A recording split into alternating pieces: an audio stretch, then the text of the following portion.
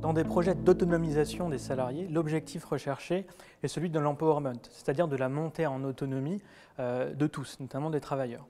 Et dans de tels processus, le manager, et notamment le manager intermédiaire, se voit confronté à un certain nombre de dilemmes.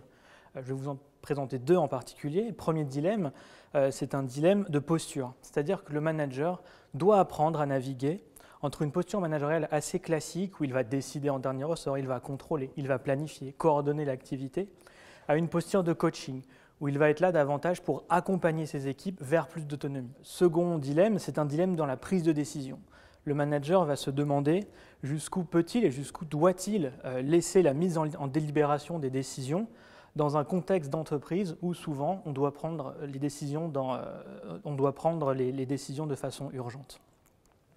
Ainsi, et pour répondre à la question, le manager voit son rôle un petit peu changer de deux façons. Il va moins contrôler, il ne va plus forcément décider en dernier ressort, et en lieu et place, il va chercher davantage à expliquer sa vision autour du développement de son équipe, et il va également chercher à favoriser la mise en délibération des décisions en mettant en place des dispositifs participatifs multiples, des facilitations de réunions, des séminaires, des retraites, etc. Ce qu'on appelait jadis le manager intermédiaire tend aujourd'hui à devenir une des clés pour la montée en autonomie des travailleurs et des salariés, ce qui est dans une certaine mesure un paradoxe.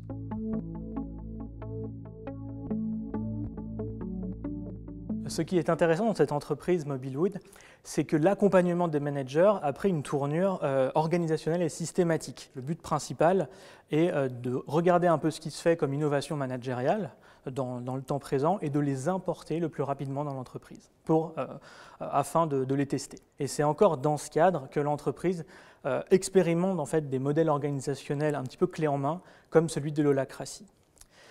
L'entreprise Mobilwood ne s'est pas arrêtée là puisqu'elle a également créé en son sein une structure dédiée à l'accompagnement de ses managers et de ses équipes opérationnelles. Concrètement, ça veut dire quoi ?